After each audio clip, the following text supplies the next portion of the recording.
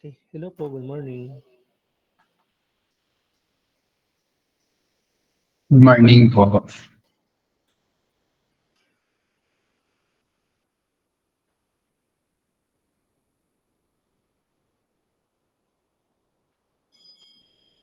Yeah, okay. So today we'll be discussing uh, Bernoulli equation. Actually, discussed natin last week.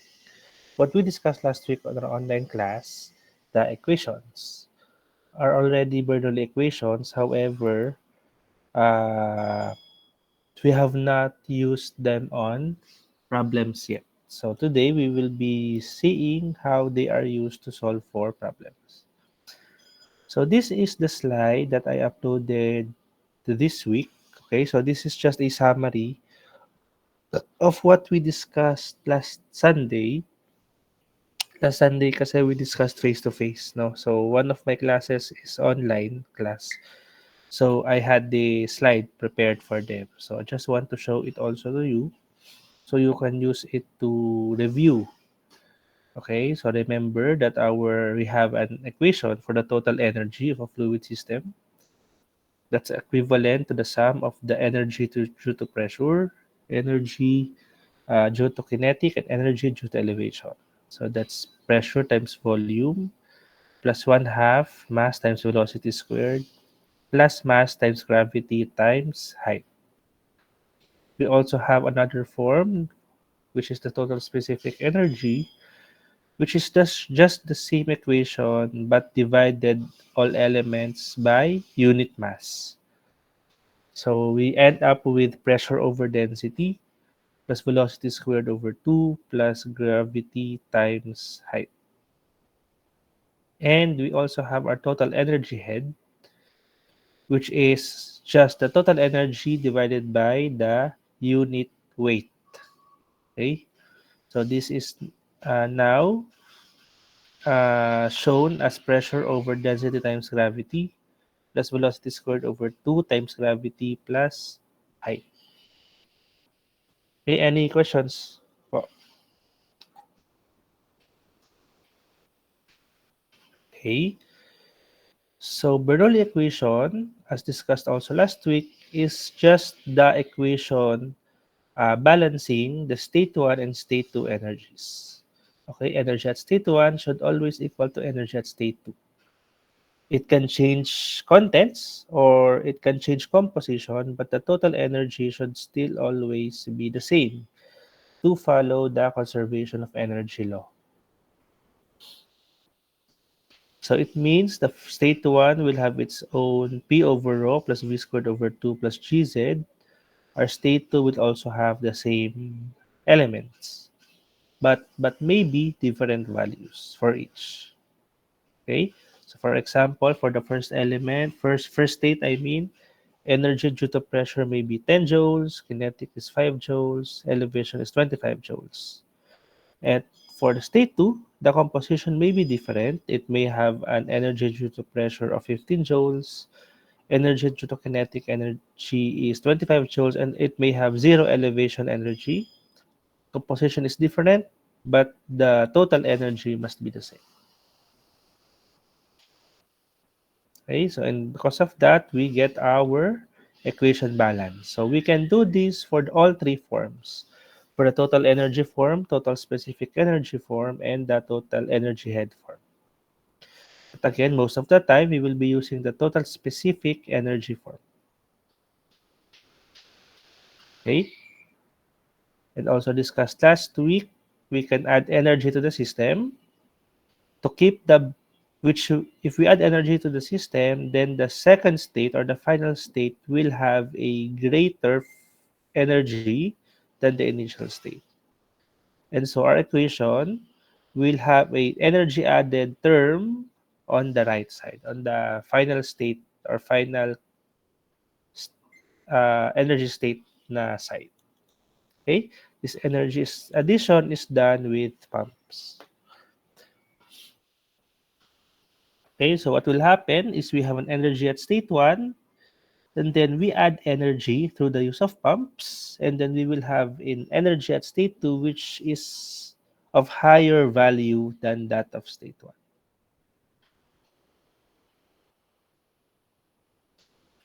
We can also do the opposite where we extract energy from a fluid system. So again, to keep the energy balance equal, we add the term extracted energy to the left side, to the first or the initial energy side. Okay, so this means the initial state energy is greater than the final state energy. Okay, and this energy extraction is done with the use of turbines. What happens here is energy at state 1 will pass through a turbine, and the turbine will extract the energy from the fluid system. We will call that energy E extracted or work of the turbine, and then the remaining energy will be the energy at state. Okay? At end na agad. Ah, yes, end na agad. So this is just a recap of what we discussed last week. Any questions po on the concept?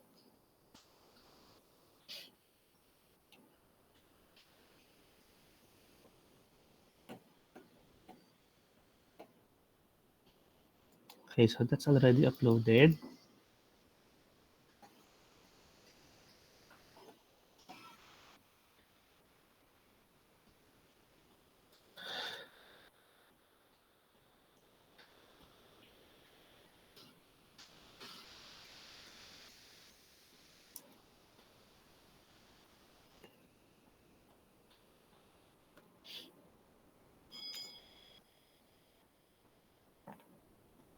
So now we use that knowledge to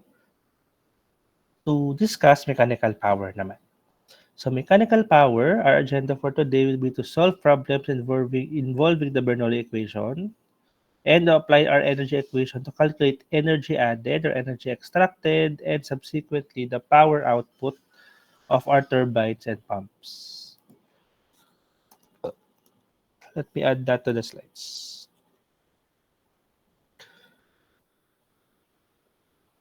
There. Okay. So before we go further, let us do some Bernoulli equation problems. So Bernoulli equation problems is simply as energy at state 1 equal to the energy at state 2. So there are no pumps or turbines involved yet. Okay, just basic energy balance. Okay, so example 1, the water pressure in the mains of a city at a particular location is 270 kilopascals gauge. Determine if this main can serve water to the neighborhoods that are 25 meters above this location. So just a moment, I'll just get the whiteboard, the tablet.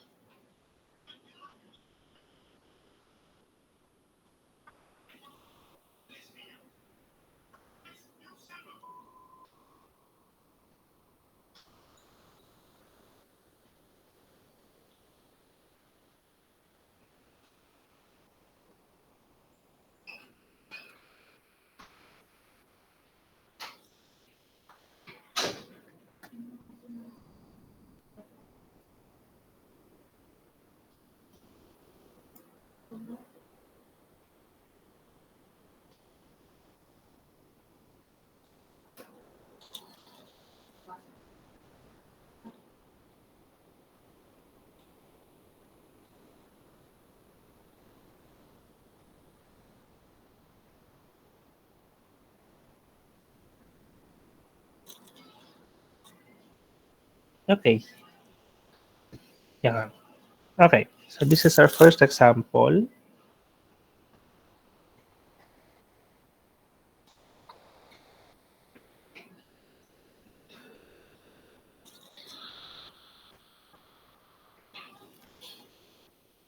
And okay, just a moment again. I'll just open your groupings for your recitation.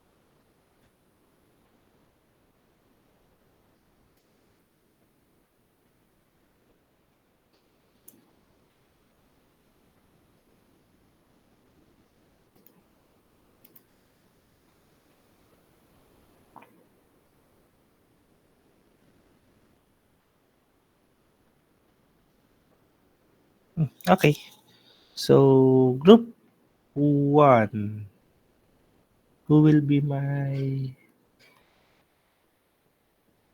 calculator for this problem? So group one is De Castro, El Sahat, El Sayed, Esplana, Marikina, Sakin, Villanueva.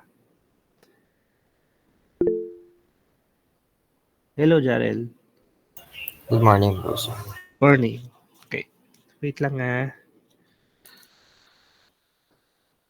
Okay. So the first problem states the water pressure in the mains of a city are at a particular location is 270 kilopascals gauge. Okay. Determine if this main can serve water to the neighborhoods that are 25 meters above this location. Okay, when you do, actually moving forward, our starting equation for problems like this would be always be the same. Okay, this is the general equation that I showed you last week, which is E at state 1 plus the work extracted by the turbine equal to E at state 2 plus the work extracted by the pump plus work or energy losses. Okay, this will always be the start. And then depending on the problem, you identify which elements you can keep and which elements you can cancel. So for example, for our case, losses for now will be zero. Okay, we will discuss that later on. But for now, that's zero. And then based on the problem, we are talking about the water pressure on the mains of a city. So we are not actually talking about any turbine or any pump. Okay, so that means we can safely cancel work by turbine and work at pump. So our next or our simplified equation will just be simply E1 equals E2. Okay, and from here, you just need to write out the equation uh, based on the three element or energy composition. So you have the pressure, your velocity,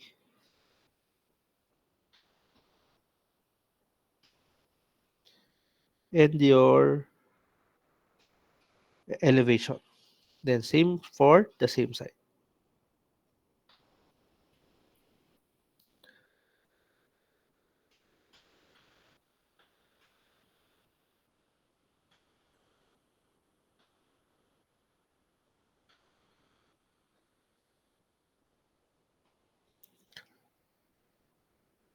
Okay, any questions po so far?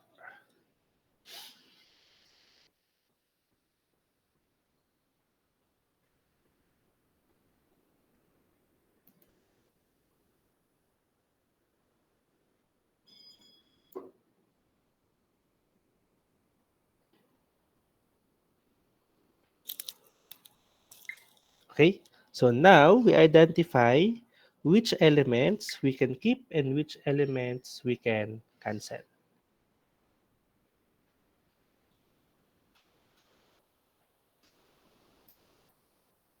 Ay, ito pala sa tablet. Okay, so there's your problem for reference. So, tanggalin ko na tong drawing na to.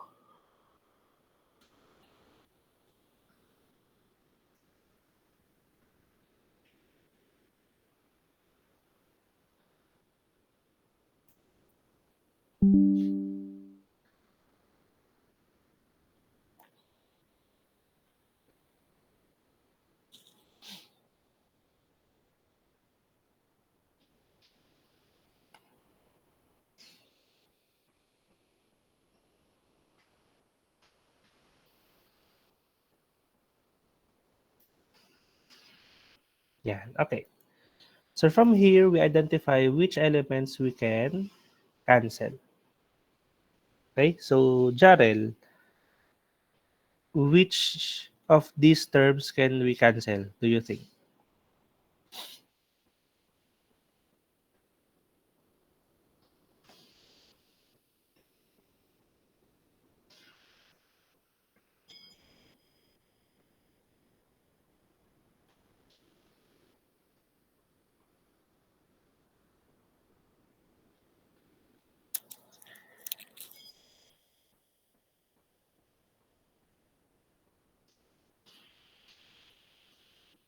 Jarel, are you there? Yes po, sir. Wait lang po. Okay. So if you want, if you are having difficulty path imagining, you can try to draw the system. So for example, based on the system, this is your water main, okay? And then this is said to serve water to neighborhoods that are 25 meters above these locations. Oops.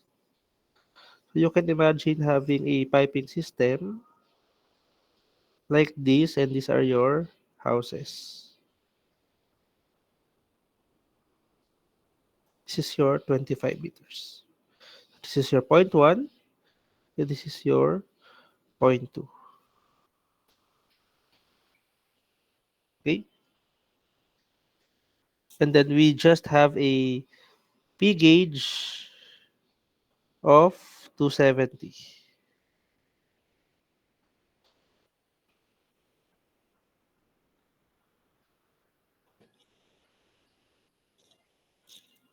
Sir, yung ano po, yung V1 over 2 po, tsaka po yung V2 over 2. Okay, the velocity part, in the problem, there's no mention of it. Okay? And if you imagine, um, since there's no mention of it, and generally all of the fluid naman is moving on the water pipes, so we can assume, or it's safe to assume, that there is velocity because the water is moving. However, there is no significant change in velocity. If there's no significant change in velocity, then whatever velocity is on state 1, then that is also the velocity on state 2. Okay, so we can say this is 0, we can say this is 0. Okay? Now, can we cancel, Jarel, the pressure component? Ano po, sir? Hindi ko naman Yung, narinig. yung pressure part. The P1 over rho, the P2, ay P2 pala to. P2 over rho. Can we cancel it? Ay, hindi po, sir. May present po na Okay. So why we cannot? Because may pressure gauge. Remember, the pressure gauge is gauge siya. It is the difference of pressures from point 1 and point 2. Kasi gauge siya. So based siya sa isang reference pressure. Okay? So definitely we cannot cancel. The Z naman or the height, are we able to cancel, Jared? hindi din po, sir. Okay, di rin. Why? Because we have that 25 meters above. Okay? So, our equation would now be the simplest will be P1 over rho plus G Z1 equal to P2, oops, over, ay, density. Bakit rho gamit ko? Sorry. It's density.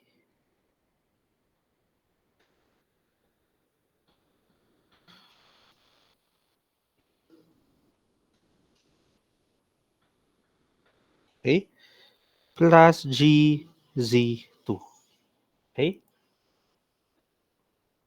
Now, the trick here is to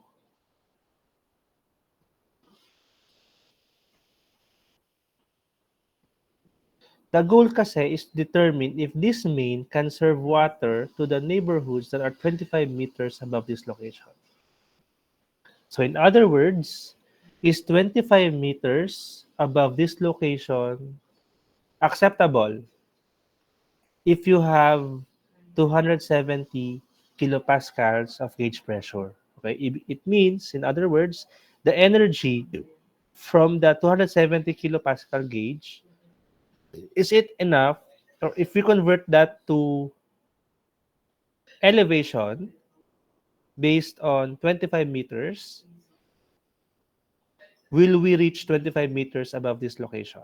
Okay, because the energy will be coming from the 270 kilopascal gauge.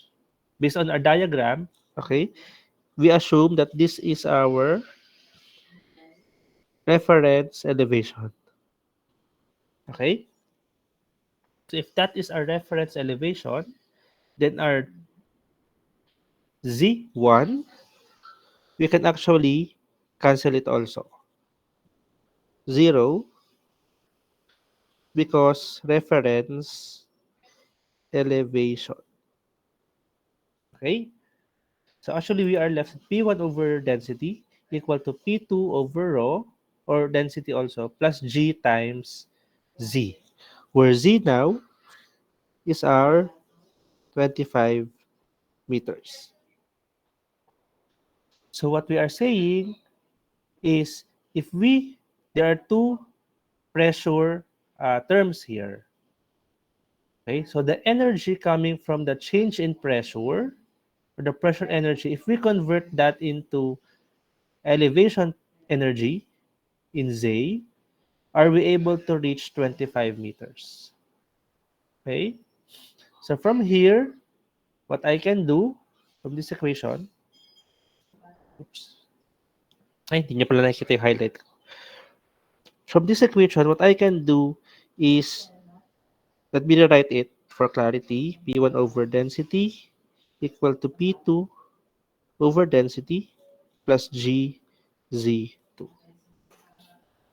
Okay? So from here, what I can do is transpose our P2, ay, Jarel muna pala. Which do you think is larger? P1 over density or P2 over density?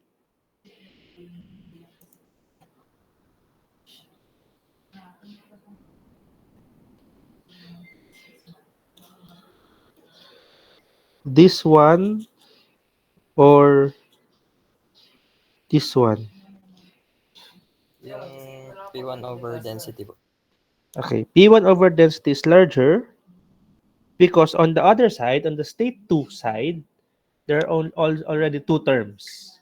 So, kumbaga, yung pressure energy mo nung initial state, nahati na siya into pressure energy and elevation energy. So, definitely, the pressure energy nung final state, less na siya because some of that already converted into elevation energy. So, because of that, what I would do is I would transpose my P2 to the left side. So, what I will have is P1 minus P2.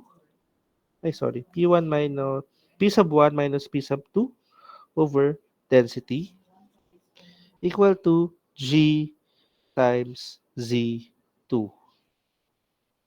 Okay, so what I did, I just transposed the P2. Why? Because this part here, P1 minus P2 is already my P gauge. Okay? Because P gauge is a difference of state 1 and state 2. And I am assured that this is positive because P1 is greater than P2. Okay, because we are converting your 270 kilopascals of pressure to elevation energy. So it should be less. Okay, so what will happen here is I will just substitute everything, checking if P2, if this will reach 25 meters. Okay, because the goal is to have enough pressure energy or pressure gauge pressure to generate 25 meters of height of elevation energy. Okay, so what will happen now? P1 minus P2 is my gauge pressure. That's 270 kilopascal. Kilopascal. So that's 270,000 Pascal, just to make the units uniform, divided by density. That's your 1,000 kilograms per meter cube, equal to G is 9.81 meters per second squared, and your target Z2.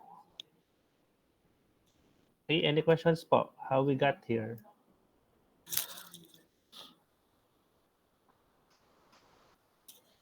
And from here, we can solve or shift solve for Z2. Jarel, can you click Yes this lang po. one, Wait lang please? po, sir. Okay po. So again, while Jarel is clicking, what happened here? Again, we started with our full equation and then canceled all the unnecessary terms. We ended up with E1 equals E2.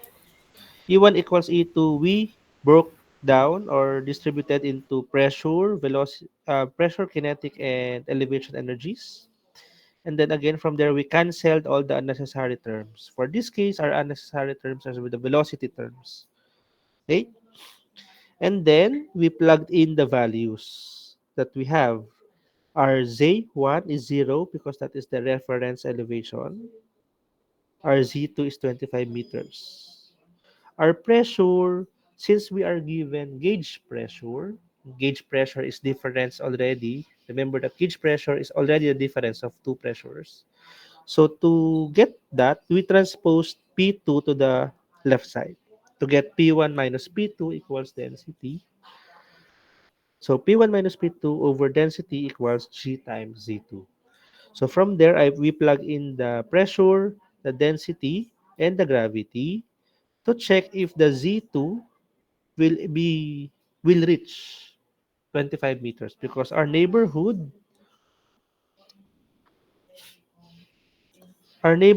is 25 meters above the location or above the water mains. Okay, so you need to have enough energy conversion to reach 25 meters. Okay, so we got here. So Jarel, you have a value already? Yes po, sir. Okay. 27.5229. Ilang decimal po, sir? Apat lang po.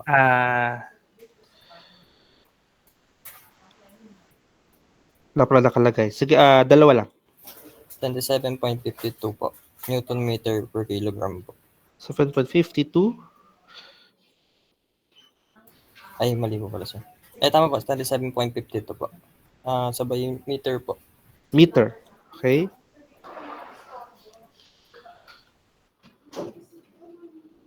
Which means my 270 kilopascal will allow me to when I convert all of that into elevation energy, I will reach a height of 27.52 meters. Okay? And for my problem, my community or neighborhood is only on 25 meters.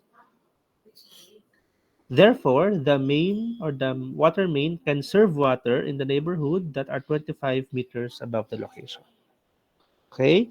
It means my limit of elevation is 27.52 based on the energy conversion of the water main, the state 1, and the neighborhood, which is the state 2. Okay? Any questions po?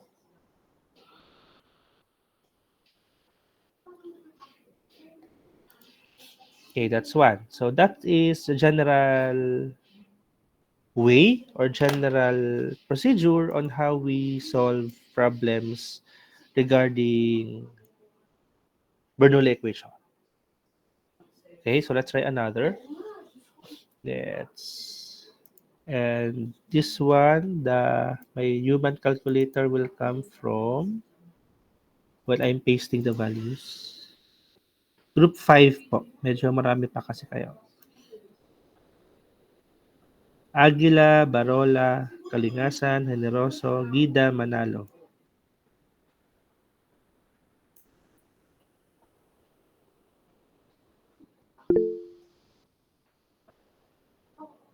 Shane. Hello po. Good morning po. Morning po. Wala, paste pa tayo.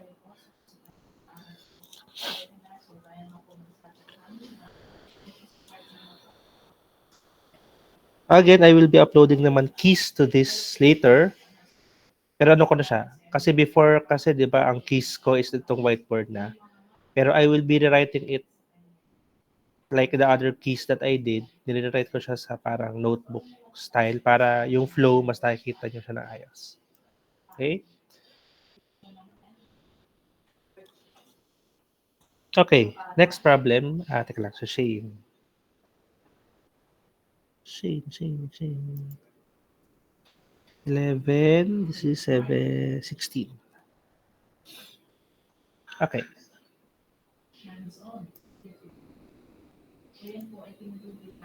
Okay, so the water daw in an 8-meter diameter, 3-meter high pool is to be emptied by unplugging a 3 centimeter diameter, 25-meter long horizontal pipe attached to the bottom of the pool. Determine daw the maximum discharge rate of water through the pipe.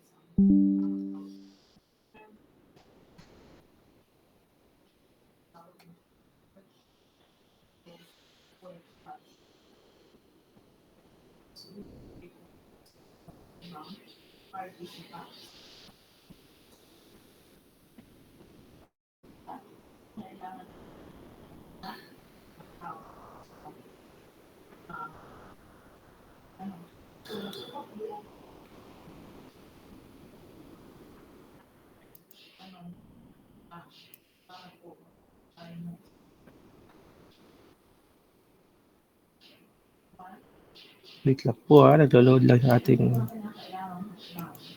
computer.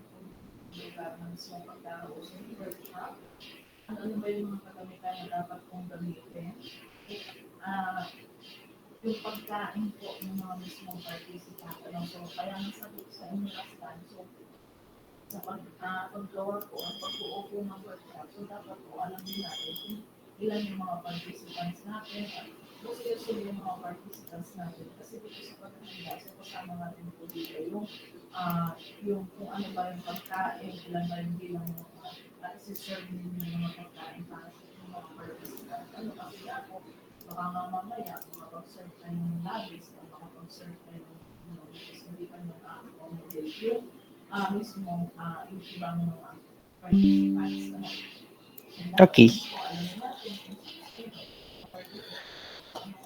Yan. Okay, so nawala ako doon. So the water daw again in an 8-meter diameter, 3-meter high pool, shown here, is to be emptied by unplugging a 3 centimeter diameter, 25-meter long horizontal pipe, this one, attached to the bottom of the pool. Determine the maximum discharge rate. Okay, so discharge rate is Q of water through the pipe. Okay, so again, we start with our general equation. E1 plus work of turbine equals E2 plus work of pump plus work losses. Okay, Shane, ano po ang mga pwede natin i-cancel sa case na to? Ano po, work ng turbine po. Okay. Work po ng pump. Mhm. Tsaka po yung And for now, losses. Okay. Pero in the future, magkaka-value yan. Merong chart kasi kung saan yan binabasa. Okay, so we get E1 equals E2. And then we will break that down again into P1 over rho plus V1 squared over 2 plus G Z1 equals P2 over density plus V2 squared over 2 plus G Z2. Okay, always if you would notice, I would always prefer to use the total specific energy form. Okay, next, Shane, can we cancel the pressure parts?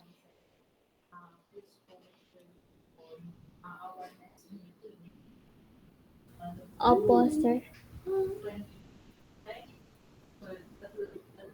Okay, so we can cancel the pressure part. Why? Because at state 1, um, it's open to atmosphere. So P atmosphere is the pressure on the, remember the pressure part we get from the free surface of the fluid system. So since this is an open system, our pressure 1 is pressure atmospheric. Pressure 2 naman, that's after the pipe. It is not stated here that the system is open. However, this is a drain. So we are assuming that the water is being brought or flows to an open location. Not, kumbaga, it is not stored. It is not stored. There's no sense to store it in a sealed system, for example. Okay, so we are assuming that the exit or the destination of the water is also open to atmosphere. So because of that, our P1 and P2 elements will be 0. Okay, next, can we cancel the velocity element?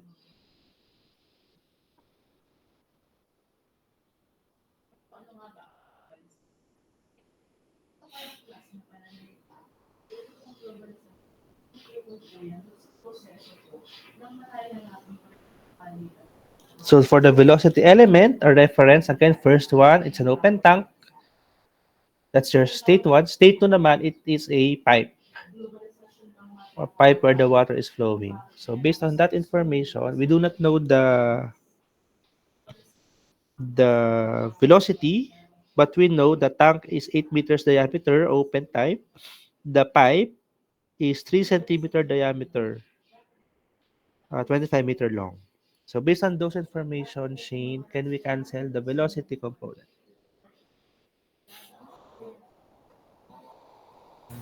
Hindi po. Okay, why? Why do you say so? Sir, hinalaan ko lang.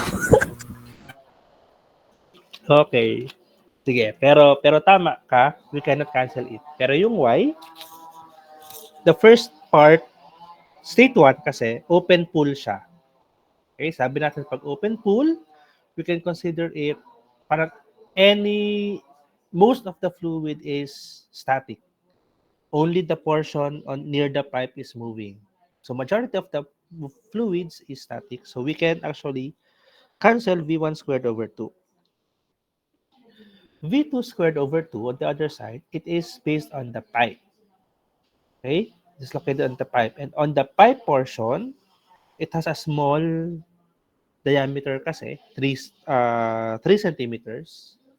So, if you look at the pipe only, okay, then most or majority of the fluid around portion 2 or state 2 is moving because that is the fluid in the pipe. So the fluid naman in the pipe, everything is moving to one direction. Sabihin, the velocity has a significant impact in state 2. Okay? So V2 squared over 2, we cannot cancel. This stays. Okay?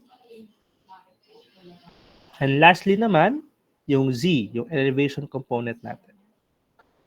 So are we able to cancel one or both of the element elevation energy shade? One lang po. Okay.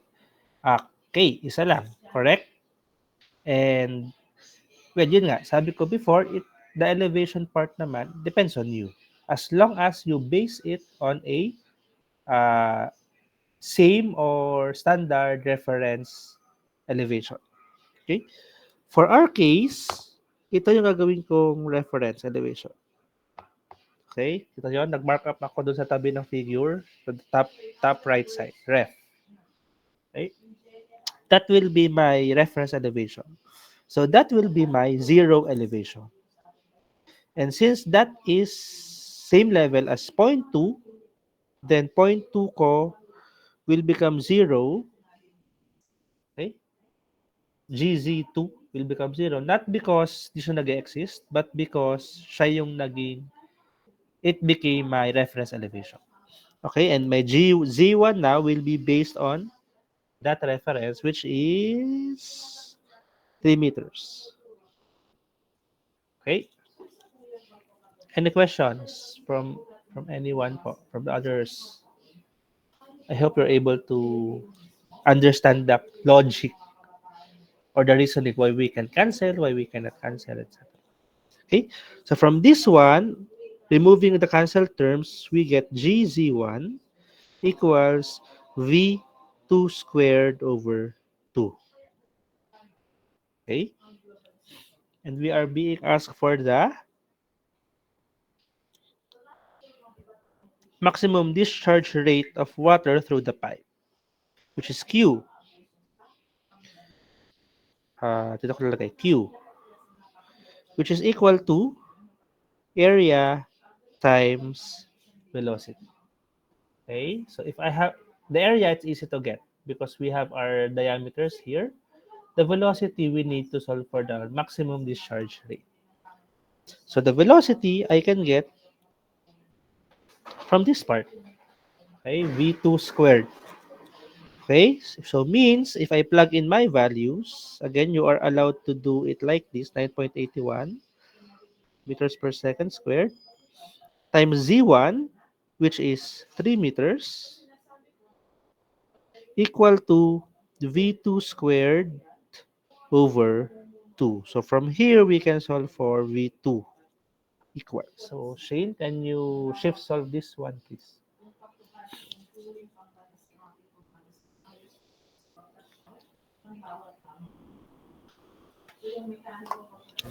Sir, ilan pong decimal places? Teka lang.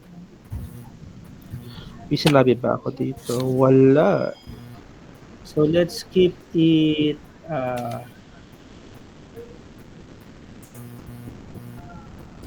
2 decimal places. 7.67 po meter Okay. per second. So V equals 7.67 meters per second. So it means my velocity at 0.2 or dun sa pipe is 7.67 meters per second. However, I'm not done because what I'm being asked for is the discharge rate, which is Q.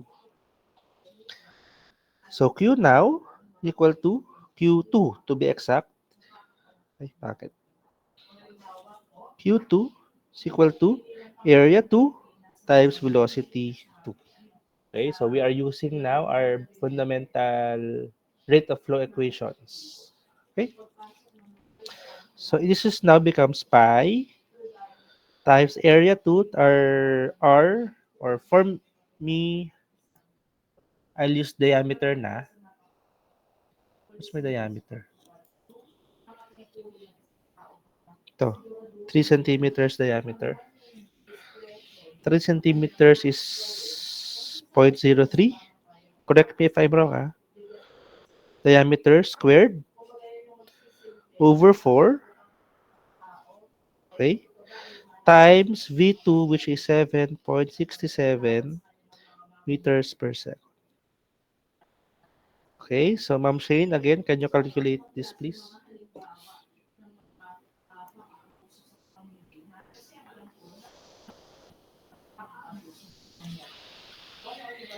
In ano? Sige, meters cube per second muna, pero limang decimal kasi maliit yan eh.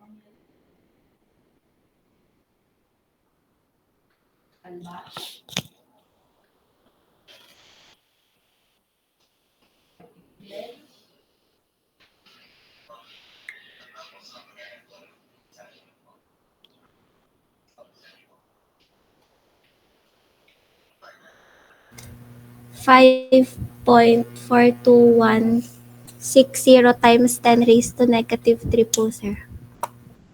Pwede patanggal nung Nung type.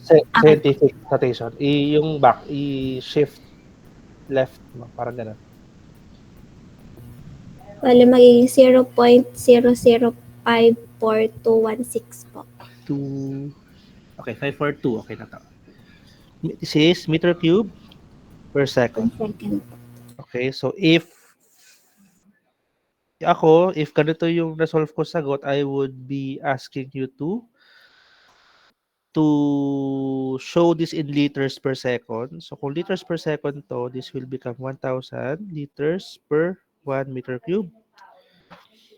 So this will be equal to 5.42 liters per second. Para lang hindi super decimal yung form. Okay? But it depends. But for now, let's show it in 5.42 in liters per second. Okay?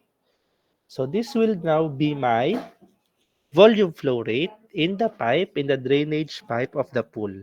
So my pool will have a volume flow rate of 0.00542 meter cube per second or 5.42 liters per second. Okay, so if you notice, we use the Bernoulli equation, but we are being asked for the rate of flow. So we can use, energy equations and our original rate of flow equations combined to solve problems. Okay. Salamat, Shane. Any questions po?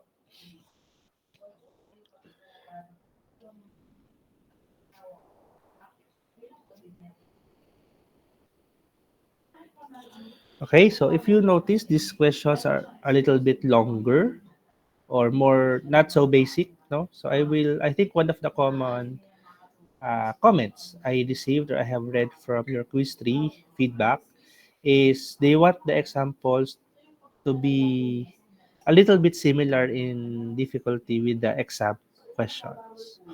So again, so if that's the case, then the exam questions, I do not really have the liberty or the freedom to make it super easy. So what will I do moving forward is give a little bit more complex or longer examples na lang. So you will get an idea of how parang multi-question problems are being solved. Kumbaga hindi lang siya yung isang given, isang answer. Okay. Any questions po?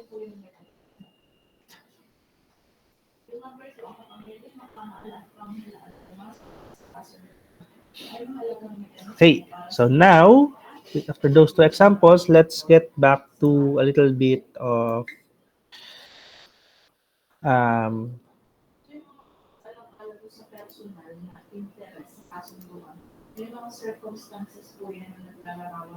ito.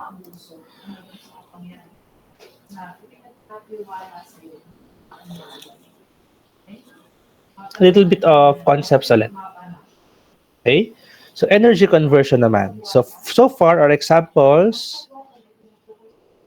are simply state 1 equals state 2 examples. So now let's add the element of turbines and pumps. And that is through energy conversion. Okay? Again, our starting equation, or general working equation always, is state 1, energy at state 1 plus work turbine equals energy at state 2 plus work pump plus energy losses. Okay? Now, work turbine is the energy extracted. Work pump is the energy added. And the unit of all of this is joules. If you are using the total energy form, again, we can use the total specific energy form or the total energy head form. But the terms should be the same or should be equivalent lang. Okay? Ito yun. This is naman the total specific energy form. Yung maliit yung E, small e, and small w. Okay? The unit of this is joules per kilogram. Okay? Now, the reason why we prefer this form, yung specific energy form, na, is if we know the specific work or specific energy pala added or extracted by the pump and the turbine, okay? Remember that is joules per kilogram. We will just multiply it to our mass flow rate, which is kilograms per second. So can get the power or the joules per second, okay, which is watts. So for problems involving turbine and pumps, most of the energy extracted or added by the pump or the turbine is given by watts. So if we start with this equation, the specific energy form, then it's easy because we can directly multiply whatever value of the work turbine or work pump we got to the mass flow rate to get the power. Okay, this is why most of our problems involving pumps and turbines will use this form, the specific energy, total specific energy form. Okay, any questions po? Okay, so now we move on to problems involving turbines and pumps. And we will be again dealing or assuming ideal case problems or 100% efficiency. Okay, so the turbine and pump, E losses is a different thing. E losses is losses of energy through the system, through the fluid system. Okay, the tank, the pumps, the elbows, the connections, all of the energy losses within those, that is within this one, E losses. Okay, the efficiency that is being mentioned here is about the efficiency of the turbine and the pump. Okay, because for example, the pump has a the pump is usually connected to motor. Okay, and the motor has efficiency, and the pump itself has an efficiency, mechanical efficiency. Okay, so those will affect the energy outputs. For the turbines naman, the turbine itself has a mechanical efficiency because there is friction on the blades, friction on the machinery, etc. The turbine naman is connected usually to a generator to convert that energy into electricity. And that generator can also have its efficiency, mechanical efficiency. Okay, so for now, we will be assuming everything of those is performing at 100% efficiency and energy losses is equal to zero. Okay, so let's familiarize ourselves with this first before we introduce the efficiency factors. Okay, so example number 3. Let's try doing example number 3. So let me again paste this first in the whiteboard.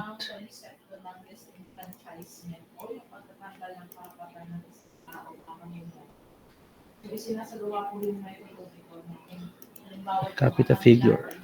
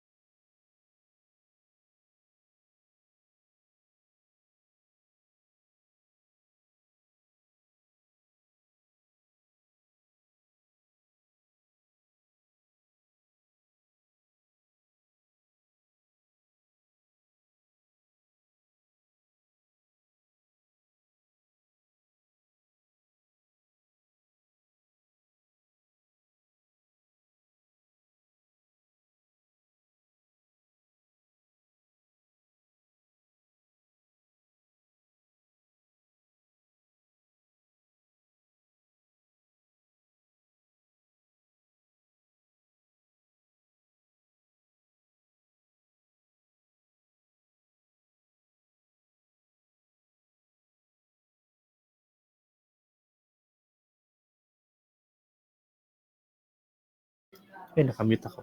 Anyone from group 6 po to help me calculate? To help me pindot.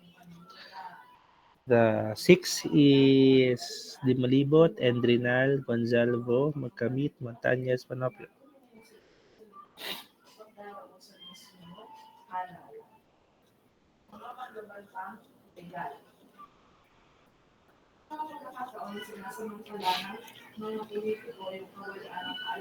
Hello po, sir. Uy! Hi, Robert. Opo. Sige, yung si Robert. 11:16. Okay. So, our problem naman with the figure in the screen. Nakikita niyo ba? Electric power daw is to be co-generated by installing a hydraulic turbine generator at a site 110 meters below the free surface of a large reservoir that can supply water steadily at the rate of 900 kilograms per second. Again, neglect losses in the pipes. Calculate the extracted energy from the fluid system by the turbine in kilowatt whole number only. Okay, so again, we start with our general equation. E1 plus work turbine equals E2 plus work pump plus energy or work losses. Okay, Robert, what can we cancel within all of this? Work ng pump po at work losses. Okay, and work losses. Okay, so ending natin, E1 plus work turbine equals E2. Okay, and from the question, calculate the extracted energy. Okay, so extracted energy, para to make my life easier, I will move it to one side already. EWT equals E2 minus E1. Okay, so because of this, I can write my Bernoulli equation using the combined form na. Combined form na, it means yun yung naka P2 minus P1 over density plus V2 squared minus V1 squared over 2 plus G Z2 minus Z1. Okay, 2 minus 1. This is 2 minus 1 because E2 minus E1 yung bakit nga? Parang baliktad.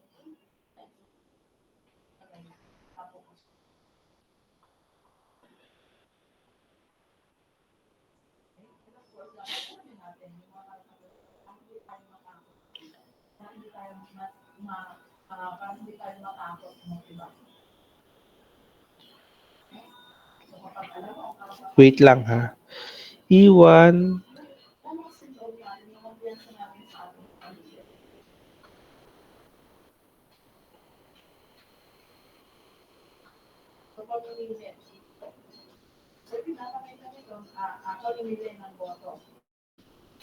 baliktad. Sorry guys. Baliktad pala aking susulat.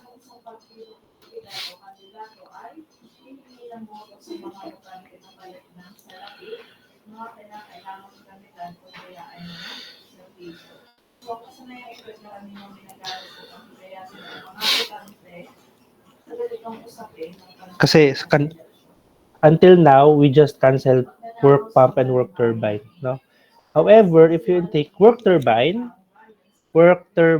it extracts energy from the system. So if we have 10 joules original, extract 6 kilojoules, we're left with 4 kilojoules. Which means the work turbine should be on the right side pala.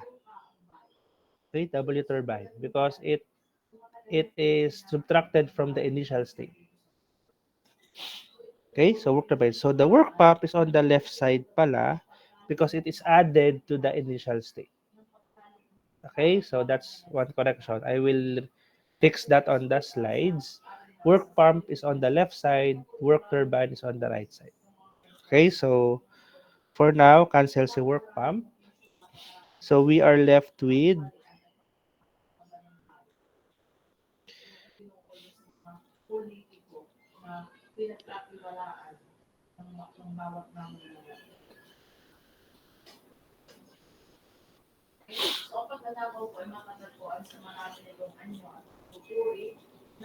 okay. So work pump is on the left side because it is added to the initial state. Work turbine is on the right side because it is separated or extracted from E1. So it should be on the right side. Okay? So sorry for that confusion. Okay? So we cancel again. Sabi ni Robert, WP, work pump, and work losses. So we are left with E1 equal to E2 plus work of turbine. So solving for work of turbine, that will now become E1 minus E2. Okay, this makes sense now. Okay, so E1 minus E2, so all of my terms will be 1 minus 2. 1 minus 2, 1 minus 2, 1 minus 2. Okay, any questions po so far?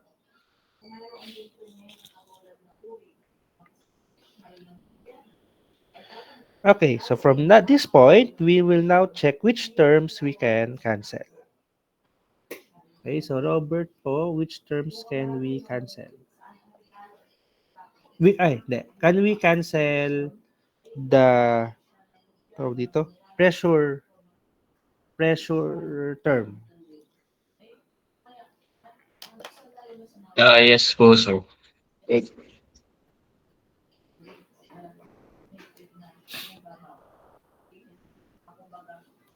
Wait lang ha.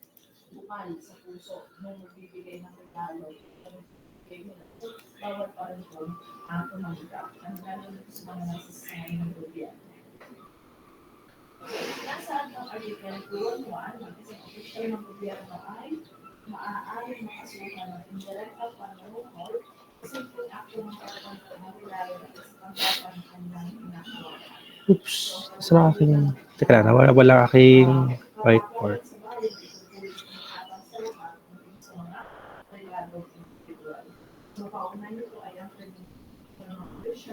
Okay, so first part, pressure element, we can cancel. Again, the reasoning for this, we are assuming, the first state or the first part, it's an open dam. So it's open to atmosphere, that is clear. For the second part, there's no mention of anything.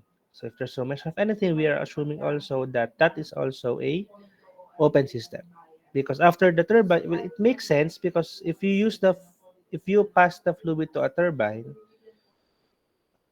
kumbaga, you already got what you need from it. So why there's no sense in keeping it in a sealed tank or sealed container. So it will make sense na parang tapon lang. Just throw it away to the river, to the ocean, etc. Okay, so the pressure part we cancel because it's open tank. The velocity part po, Robert, can we cancel? Yung V1 lang po, sir. Dahil lang, feeling ko ang para po sa akin matitira lang po kasi dapat ay i-G lang yung sa quantity C1 minus C2 is equals to V2 squared over 2. Okay. Teka lang I-double check ko ang aking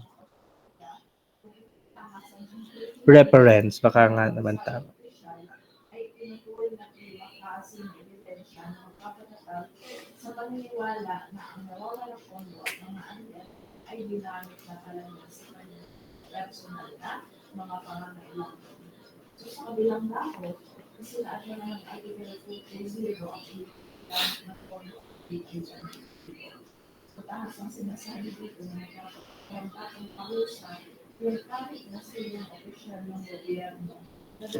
Okay. So, I get your point. Kasi V1, open tank siya. V1. So, V1 is 0. Makes sense. And then, since V2, parang the idea is, wala kasi nga nabanggit about V2. So, you may think or you might feel na you are looking at the pipe. Parang similar dun sa example kanina. You are looking at the pipe, the drain pipe of the pool. May velocity siya. Okay? However, for this one, since the clue here or your clue here is you are not given any dimension or geometry of your point 2. Okay, so kasi if you do not have any geometry, you would not know any area. If you don't know any area, then you cannot solve for any velocity. Okay, so if you assume that V2 is not 0, then you will get stuck solving for V2 because you do not have an area to bridge that gap between the energies. Okay? So actually for this example, the V2, the velocity component will also cancel because the assumption here is you are looking at the system as a whole.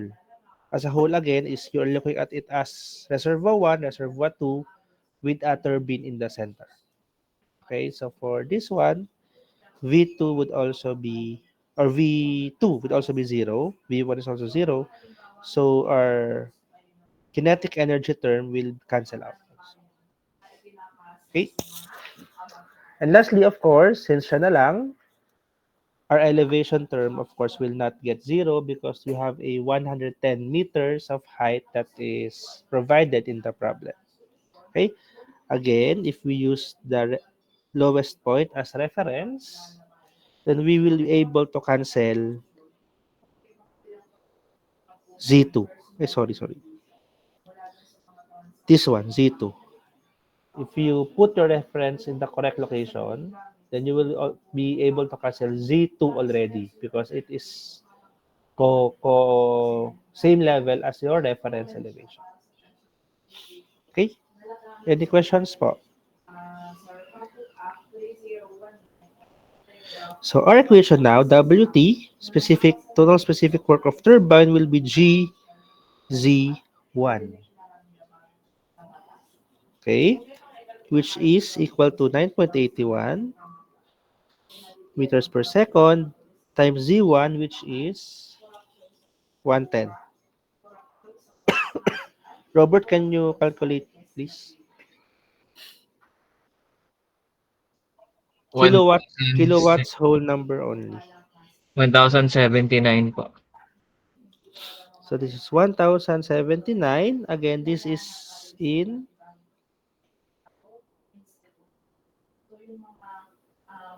for this case, since we are using specific energy, this is still in joules. Joules ba to? O kilojoules?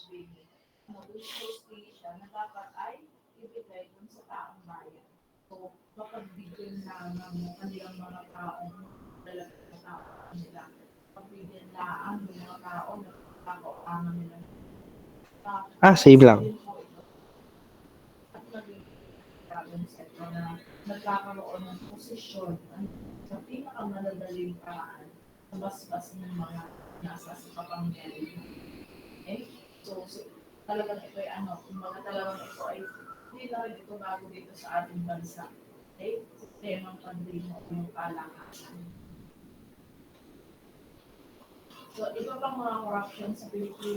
Tama, Joule. Sorry. 1,079 joules per kilogram. This is your small WT, total specific energy extracted by turbine. Okay? Sir, yung ano po, yung mass flow rate po, saan po yung gagamitin? So remember, this is just your specific energy. You are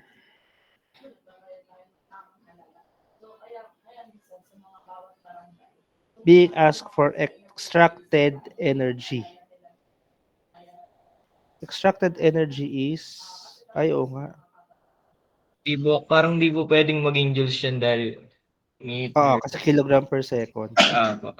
So actually, mali ang aking sulat dito. Sorry naman.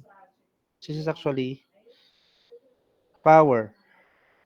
Okay? Extracted power. Power from, which is watts or joules per second. Okay? So we're here. So we want to solve for powers. When we say power is equal to specific energy of your turbine times mass flow rate. Okay, so this is your joules per kilogram times kilogram per second. Okay, so work by the turbine, specific work or energy by the turbine is 1079 joules per kilogram. And then we need a mass flow rate, and we are given that 900 kilograms per second. So we should be able to solve for P, which is, ano to, Robert? Ano po, sir? 971,190 watts po per 971 kilowatts po. Ano yung pag-watts lang? 190 po. 971,190 watts. Watts. Okay, or, kasi sabi dito, kilowatts. Kilowatts whole numbers only. So we will 971. be equal to 971 kilowatts. P turbine. Okay, so it means our turbine should be able to extract 971 kilowatts of power from this reservoir. As long as the flow rate is 900 kilograms per second squared, 900 kilograms per second. Okay? So yon. So again, this is based on 100% efficiency.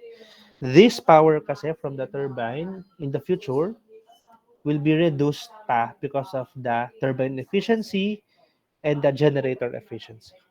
Okay, so may deductions pa siya. But we'll deal with that later on pag comfortable or kumbaga, gamay nyo na yung ganitong problem solving. Salamat, Robert. Thank you rin. Thank you. So, any questions po? Papo.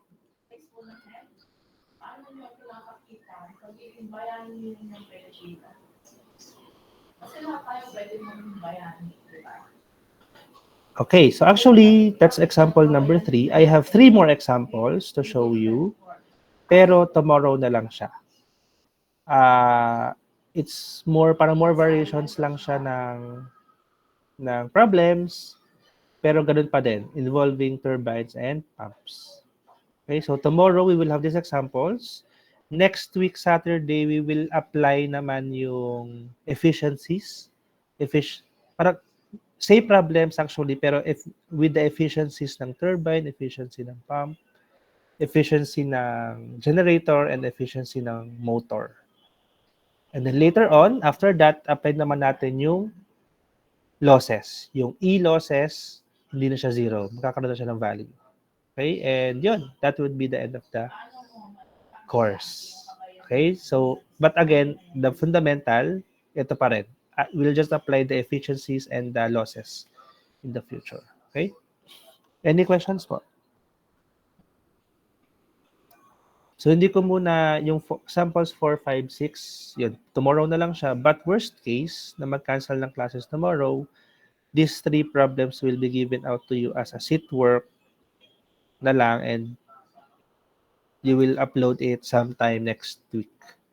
But hopefully, if the weather is not as bad as we thought, maybe we can have classes tomorrow as long as walang announcement. Hey, any questions po ulit?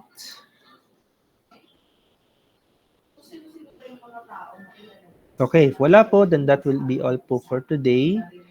This one and the solutions po, the key, will be uploaded tomorrow po after discussion of examples 4, 5, 6. Okay. Okay, if no more questions po, that will be all po for today and hopefully see you tomorrow and kung umulan man po bukas, keep watch na lang sa GC and keep safe po. Bye-bye. Thank you po,